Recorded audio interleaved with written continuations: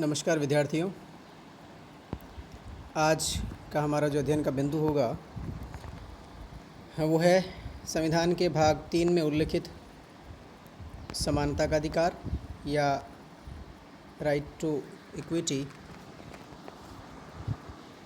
विद्यार्थियों, पूर्व में मैंने आपको पीपीटी भी शेयर की है और पीडीएफ भी शेयर किया था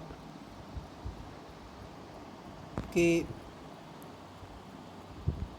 कैसे भारतीय संविधान में अनुच्छेद 12 से लेकर के अनुच्छेद 35 तक संविधान के भाग 3 में 6 तरह के मूल अधिकारों का वर्णन है। और इन 6 तरह के मूल अधिकारों में जो पहला मूल अधिकार है वह समानता का अधिकार है, समता या समानता का अधिकार। और अनुच्छेद 14 से लेकर के अनुच्छेद 18 तक इनका भारतीय संविधान के अंदर वर्णन है।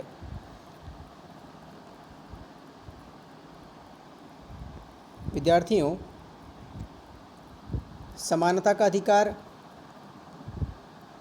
निश्चित तौर पे लोकतांत्रिक भावना के अनुरूप है। स्वतंत्रता, समानता और भाईचारा या बंधुत्व जो फ्रांस की राज्य क्रांति के महत्वपूर्ण स्लोगन्स रहे थे, नारे रहे थे, उन्हीं में से एक समानता है। और जहाँ कहीं भी लोकतंत्र की बात की जाएगी वहाँ स्वतंत्रता और समानता ये बड़े महत्वपूर्ण मूल्य होते हैं, तो वहाँ समानता भी आपको ज़रूर दृष्टिगोचर होगी। और वैसा ही एक प्रयास भारतीय संविधान के निर्माताओं का भारतीय संविधान को लोकतांत्रिक जामा पहनाने के लिए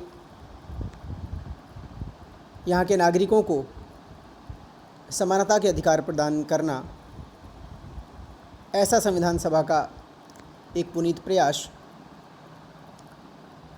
तो इसका वर्णन जो है अनुच्छेद 14 से लेकर के 18 तक है। एक एक करके हम अनुच्छेद 14, 15, 16, 17 और 18 का अध्ययन करेंगे। इससे पहले चूँकि भाग 3 शुरू होता है अनुच्छेद 12 से और अंत होता है उसका अनुच्छेद 35 तक, तो 12 और 13 में क्या है, हम इसके ऊपर भी थोड़ा सा एक बार डिस्कशन कर लें, क्योंकि हम अगर डायरेक्ट 14 नंबर आर्टिकल से शुरू करते हैं तो आपको थोड़ा समझ में भी दिक्कत होगी और ये दोनों आर्टिकल्स आपके छूट जाएंगे। विद्यार्थियों देखिए, एक तो मूल अधिकार जो हैं वो व्यक्ति को प्राप्त हैं, नागरिक को प्राप्त हैं और राज्य के खिलाफ प्राप्त हैं। तो सबसे पहले अनुच्छेद 12 को यदि हम लें तो इसमें राज्य को परिभाषित किया गया है और जिसमें राज्य का जो विस्तार है, राज्य में क्या क्या शामिल हैं, इसका वर्णन है। तो राज्य में क्या क्या शामिल हैं?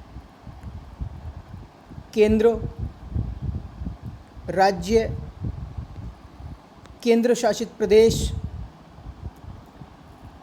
सरकारी निकाय, स्थानीय निकाय, सरकारी अनुदानित संस्थाएं इत्यादि, या यूँ कह दीजिए आप गवर्नमेंट ऑर्गेनाइजेशंस, महारत्न कंपनियां, जैसे ओएनजीसी का आपने नाम सुना है, एनटीपीसी का आपने नाम सुना है, ये सारी राज्य की परिभाषा में शामिल हैं।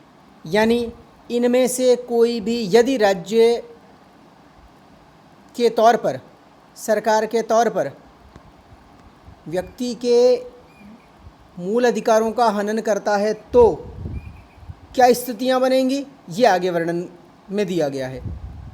यानी मूल अधिकार व्यक्ति को राज्य के खिलाफ प्राप्त होते हैं, सरकारों के खिलाफ प्राप्त होते हैं, संस्थानों के खिलाफ प्राप्त होते हैं। तो राज्य को यहाँ परिभाषित करना उचित समझा गया और अनुच्छेद 12 में राज्य को परिभाषित किया गया। भारतीय संविधान का अनुच्छेद 13 और इस 13 में राज्य द्वारा स्थापित या राज्य द्वारा निर्मित कोई विधि, ऐसी विधि जो मूल अधिकारों में ऋणात्मक कटौती नहीं करेगी या मूल अधिकारों में उसकी मूल भावना को तोड़ते हुए कोई ऐसा परिवर्तन नहीं करेगी, या अगर करेगी तो उसके लिए संविधान संशोधन की प्रक्रिया को अडॉप्ट करना पड़ेगा, सामान्य विधि के द्वारा नहीं करेगी। कुछ इस तरह का वर्णन अनुच्छेद 13 में किया गया है। और अनुच्छेद 13 में सबसे पहले तो विधि का आशय स्पष्ट किया गया है कि विधि क्या है। विधि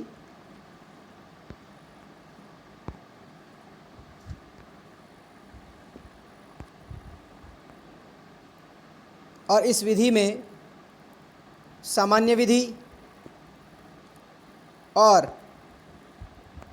केवल सामान्य विधि को शामिल किया गया है, न कि संविधान संशोधन विधि को। अनुच्छेद 13 का फर्स्ट कहता है ऐसी विधि या कानून जो मूल अधिकारों का उल्लंघन करती है। ध्यान दीजिए विद्यार्थियों सभी, अनुच्छेद 13 पर हम डिस्कस कर रहे हैं अभी, जो समानता के अधिकार का विस्तार भी आपको समझने में मदद करेगा। विधि का आशय क्या है यह स्पष्ट किया गया अनुच्छेद 13 में। और 13(1) क्या कहता है, ऐसी विधि या कानून जो मूल अधिकारों का उल्लंघन करती है वे मूल अधिकारों से संबंधित विधि के नीचे, अर्थात मूल अधिकारों से संबंधित विधि अपने उल्लंघन करने वाली ऐसी विधि को आच्छादित कर लेगी। इसे डॉक्ट्रिन ऑफ इक्लिप्स के नाम से भी जाना जाता है। आप आगे जब पढ़ेंगे इनका अध्ययन जब आप विस्तृत तौर पे करेंगे तो आपको ठीक से समझ में आएगा। अभी मोटा आप इस तरह से समझ सकते हैं कि यदि मूल अधिकारों के ऊपर हावी होने वाली कोई ऐसी कानून अगर लेजिस्लेचर बनाती है तो ये ध्यान रखना कि वह विधि जो है मूल अधिकारों के नीचे आएगी, यानी मूल अधिकारों को ओवरलैप नहीं कर सकती। ठीक है, चलिए दूसरा, यानी अनुच्छेद 13 का दूसरा कहता है मूल अधिकारों के विरुद्ध या प्रतिकूल बनाई जाने वाली विधि असंवैधानिक घोषित की जा सकेगी। बड़ा महत्वपूर्ण है विद्यार्थियों, यदि कोई ऐसी विधि का निर्माण किया जाता है या ऐसे कानून का निर्माण किया जाता है जो मूल अधिकारों के विरुद्ध या प्रतिकूल है तो ऐसी विधि को माननीय न्यायालय जो है वो असंवैधानिक घोषित कर सकता है। इसी प्रकार अनुच्छेद 13 कहता है ऐसी विधि में, कैसी विधि में, जो कानून जो संविधान के मूल अधिकारों के उल्लंघन से संबंधित है, ऐसी विधि में हालांकि अध्यादेश, उपनियम और अधिसूचनाएं भी शामिल की जाती हैं। ध्यान रहे, केवल संसद द्वारा निर्मित कानून ही नहीं बल्कि राष्ट्रपति द्वारा जारी किए गए अध्यादेश, नियमों के बनाए गए उपनियम और इस तरह की जो अधिसूचनाएं जारी की जाएंगी वे भी विधि में शामिल होंगी। और इसी तरह से अनुच्छेद 4 कहता है 13(4) 24वें संविधान संशोधन में यह व्यवस्था की गई है कि इस अनुच्छेद के प्रावधान 368 पर लागू नहीं है। 368 जिसमें संविधान संशोधन की प्रक्रिया का वर्णन किया गया है। ध्यान दीजिए, इसका सीधा सीधा सार ये है कि भारतीय संविधान में जो निर्मित मूल अधिकार हैं उनमें संशोधन अगर किया जाता है तो वो किसी अध्यादेश, नियम, उपनियम के द्वारा नहीं किया जा सकता या सामान्य विधि के द्वारा नहीं किया जा सकता। वह विधि कैसी होनी चाहिए? संविधान संशोधन विधि होगी। आप और भी सामान्य अर्थों में समझना चाहें तो अगर भारतीय संविधान के भाग 3 में या मूल अधिकारों में कोई परिवर्तन करना है तो संविधान संशोधन बिल लाना होगा और संविधान संशोधन बिल ला करके ही आप मूल अधिकारों में कोई परिवर्तन कर सकते हैं। ठीक है, चलिए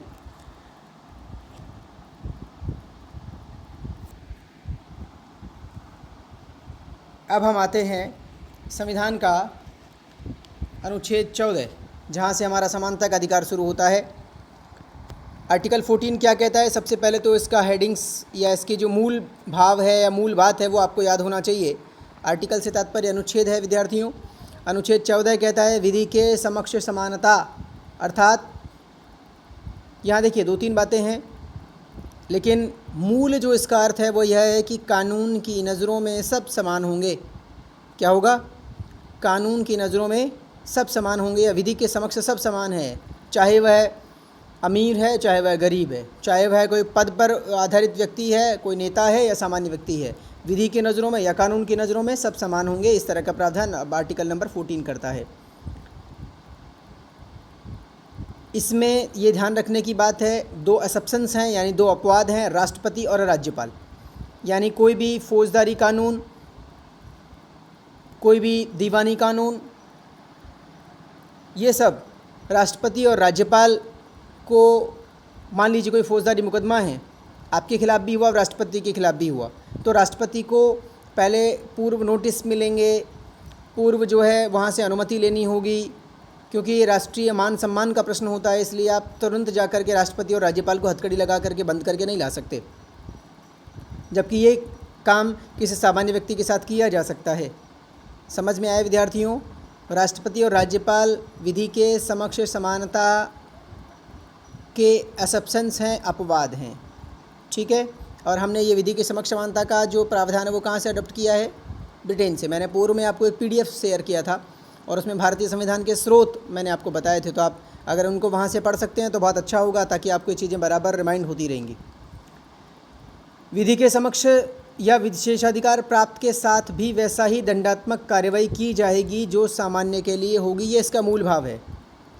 यानी अगर कोई व्यक्ति विशेषाधिकार प्राप्त है तो उसके साथ भी वैसा ही दंडात्मक बिहेव किया जाएगा जैसा किसी सामान्य व्यक्ति के साथ किया जाता है। यह विधि के समक्ष समानता का मूल जो है वो बात है। यहाँ एक और भाव है, खास करके आप जब आगे अध्ययन और करेंगे तब आपको पता चलेगा कि एक और भाव, जैसे विधि के समक्ष समानता ब्रिटेन में लागू है, वैसे विधि का समान संरक्षण, यानी कानून सबको समान रूप से संरक्षित करेगा, एक और इस तरह की टर्मिनोलॉजी है।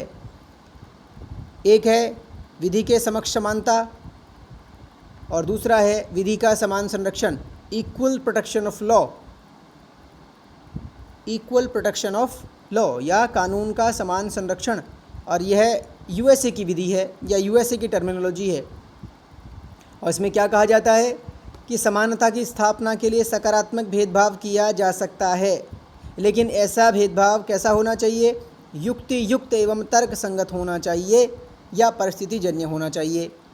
यानी कानून इस तरह के निर्मित किए जा सकते हैं, ध्यान दीजिए विद्यार्थियों, कानून इस तरह के निर्मित किए जा सकते हैं जिनसे समानता स्थापित हो सके। विधि का समान संरक्षण यानी कानून इस तरह के बनेंगे जिससे सभी समान रूप से संरक्षित हों। अब सभी समान रूप से संरक्षित हों, इसके लिए सकारात्मक भेदभाव किया जा सकेगा, लेकिन ये भेदभाव कैसा होगा? युक्ति युक्त होगा, तर्कसंगत होगा और परिस्थितिजन्य भी होना चाहिए। यानी युक्ति युक्त और तर्कसंगत भेदभाव के साथ सकारात्मक भेदभाव राज्य कर सकता है, और इस तरह से करके विधि समान रूप से सबको संरक्षित कर सकती है। समझ में आया विद्यार्थियों? दो टर्मिनोलॉजी है, एक विधि के समक्ष समानता ब्रिटेन से ली है, दूसरा विधि का समान संरक्षण USA से लिया है, ठीक है। चलिए, अनुच्छेद 15 ये कहता है धर्म, मूलवंश, जाति, लिंग एवं जन्मस्थान के आधार पर विभेद का निषेध। धर्म, मूलवंश, जाति, लिंग, जन्मस्थान के आधार पर राज्य द्वारा कोई भेदभाव नहीं किया जाएगा। नोट इट, आप चाहें तो लिख लें। राज्य किन आधारों पर भेदभाव नहीं कर सकेगा? कि अमुक व्यक्ति किस धर्म का है, कि अमुक व्यक्ति किस मूल वंश का है, कि फला व्यक्ति फला जाति का है, फला व्यक्ति फला लिंग का है, या ये मेल है या फीमेल है, या इसका जन्मस्थान फला राज्य है। इन आधारों पर भारतीय संविधान किसी नागरिक के साथ कोई भेदभाव नहीं करता है। अब आपके दिमाग में एक प्रश्न यहाँ उठ रहा होगा कि सब जाति के आधार पर भेदभाव तो होता है। निश्चित तौर पे आपके दिमाग में ये भी प्रश्न उठ रहा होगा कि सब लिंग के आधार पर भी भेदभाव होता है। जन्मस्थान अगर किसी का जम्मू कश्मीर है तो वहाँ भी भेदभाव है। तो विद्यार्थियों, इसके लिए अनुच्छेद 15 को खोलते हैं और अनुच्छेद 15 के 1, 2, 3, 4, 5 जो पैराज हैं उनका हम लोग अध्ययन जब करेंगे तो हमें पता चलेगा कि इनको किस तरह से जो है भेदभाव नहीं माना जाएगा अगर राज्य इस तरह का कार्य कर रहा है, यानी जाति के आधार पर अगर भेदभाव कर रहा है। मैंने ऊपर आपको बताया कि विधि का समान संरक्षण यानी कानून सबको समान रूप से संरक्षित करे, इस तरह की व्यवस्था कर सकता है राज्य अगर चाहे। सकारात्मक प्रयास उसके संबंध में किए जा सकते हैं। तो भारतीय संविधान का अनुच्छेद 15(1) कहता है धर्म, लिंग, जाति, मूलवंश, जन्मस्थान के आधार पर विभेद का निषेध है या राज्य इनके आधार पर कोई भेदभाव नहीं करेगा। अनुच्छेद 15(2) कहता है कि इसमें महिला और बच्चों के संरक्षण के प्रयासों को भेदभाव नहीं समझा जाएगा। नोटेड, आप ध्यान दें, अगर राज्य महिला और बच्चों के संरक्षण के लिए कोई प्रयास करता है तो इसे भेदभाव नहीं माना जाएगा। क्यों? इसकी वजह है कि ये पिछड़े हुए हैं, इनको आगे लाना राज्य में समानता की स्थापना की ओर एक प्रयास है, और राज्य इनके लिए विशेष तौर पे अगर काम करता है तो ये नहीं माना जाएगा कि हमारे साथ भेदभाव हुआ है। ठीक है। इसी तरह 15(3) क्या कहता है? एसटी, एससी और ओबीसी यानी एसटी, एससी और पिछड़े वर्गों के विशेष व्यवसायों का या उनकी विशेष व्यवस्थाओं के लिए राज्य द्वारा किए गए प्रयासों को भेदभाव नहीं माना जाएगा। यहाँ क्लियर हो गया? क्या क्लियर हो गया?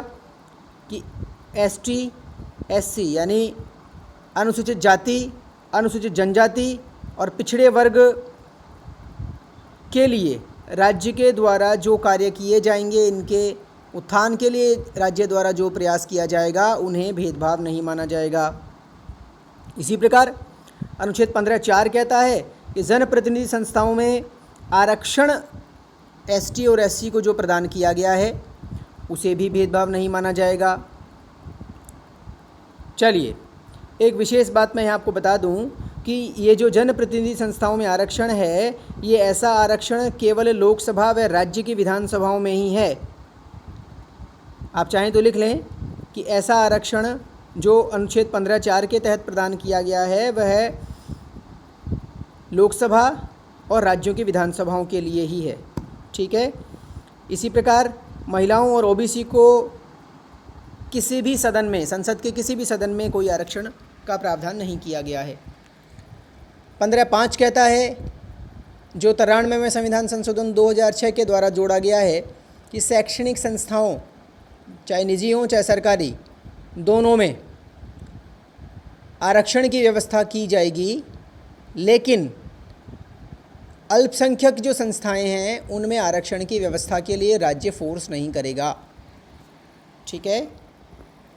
चलिए, इस प्रकार आपका अनुच्छेद 15 पूरा हुआ। यहाँ मूल भाव जो है वो क्या है? धर्म, मूल, वंश, जाति, लिंग और जन्मस्थान के आधार पर भेदभाव राज्य नहीं करेगा, लेकिन अगर बच्चे और महिलाओं के लिए प्रयास कर रहा है तो इसको भेदभाव नहीं समझोगे।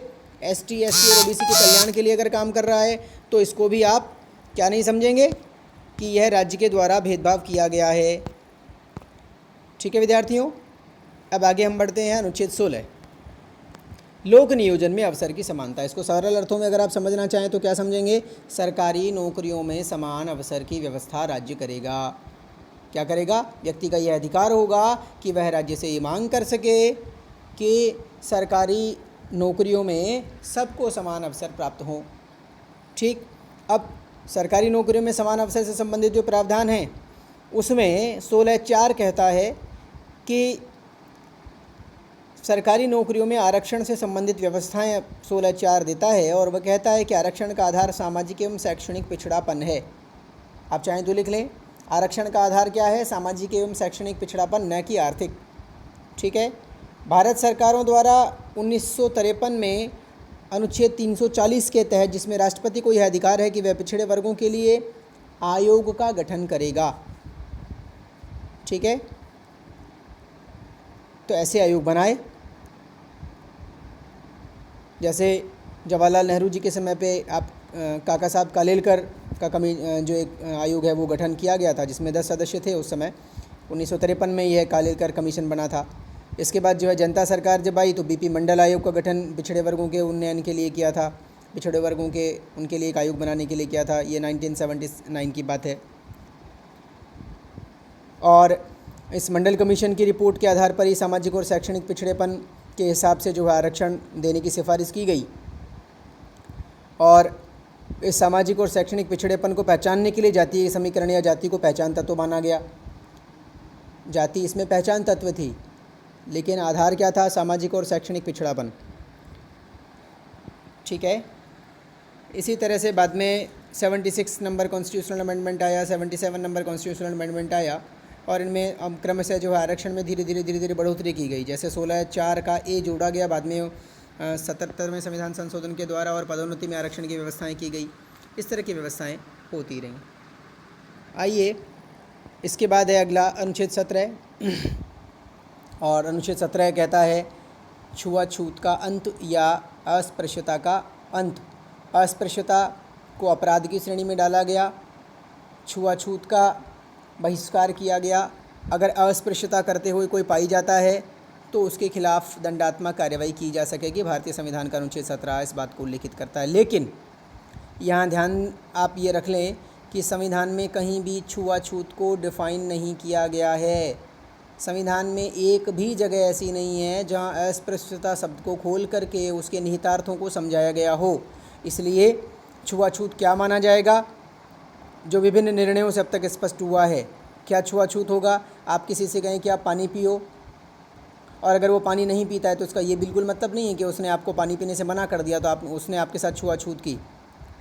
उसने कहा कि आप आइए बैठिए मेरे साथ खाना खाइए, और अगर आपने मना कर दिया, भले आपको भूख थी या ना थी, लेकिन अगर आपने मना किया तो आप ये आधार नहीं बनता कि आपने उसके साथ में छुआछूत की। छुआछूत का आधार क्या है? अगर आप किसी व्यक्ति को सार्वजनिक मंदिर, सार्वजनिक तालाब, सार्वजनिक कुएं, बावड़ी, पर्यटन स्थल, बस, परिवहन के साधन इत्यादि पर, इस आधार पर कि वह दलित है या इस आधार पर कि वह निम्न जाति का है, अगर आप उसे छुआछूत वाला बर्ताव करते हैं तो यह छुआछूत की श्रेणी में आएगा। आप तालाब में नहाने से मना करते हैं, आप कुएं बावड़ी पे जाने से मना करते हैं, आप सार्वजनिक मंदिर में चढ़ने से मना करते हैं, तो यह छुआछूत के दायरे में आएगा। और अगर किसी को उसके जाति सूचक शब्दों के साथ आप इस्तेमाल करते हैं। इसके बाद में एट्रोसिटीज़ एक्ट बना, इसी आर्टिकल नंबर 17 के आधार पर ये एट्रोसिटीज़ एक्ट बना हुआ है। और एट्रोसिटीज़ एक्ट को लेकर के काफ़ी सारी चर्चाएं हैं, आप इसके बारे में गूगल पे सर्च कर सकते हैं, पढ़ सकते हैं बातें, जो भी भारतीय संविधान में इनके बारे में जो वर्णन दिया गया है, और उसके बाद जो एक्ट बने विभिन्न, उनमें जो इस तरह का वर्णन है उसको आप लोग वहाँ अध्ययन कर सकते हैं। तो ये छुआछूत का अंत जो है अनुच्छेद 17 में किया गया है। इसी प्रकार जो राइट टू इक्विटी का अंतिम जो अनुच्छेद है वो है अनुच्छेद 18, उपाधियों का अंत, और इसमें शिक्षा और सेना इन दोनों को छोड़ करके उपाधियों का अंत की व्यवस्था की गई है। ध्यान दीजिए, किन किन को छोड़ करके? शिक्षा और सेना को छोड़कर अन्य क्षेत्रों में उपाधियों का अंत किया गया है। अब यहाँ ये तो ध्यान रख लीजिए, आप शिक्षा में डॉक्टर किसी के आगे लग रहा है तो वो जो है एक तरह से बहाली है उसकी, या वो लगा सकता है। सेना में कर्नल लगा सकता है, मेजर, लेफ्टिनेंट, फला फला, जो भी उनके पद के आगे जो नाम होते हैं वो आप वो लगा लेते हैं, उपाधि अपनी लगा लेते हैं कि कर्नल फला फला, लेफ्टिनेंट फला फला, मेजर फला फला, ब्रिगेडियर फला फला।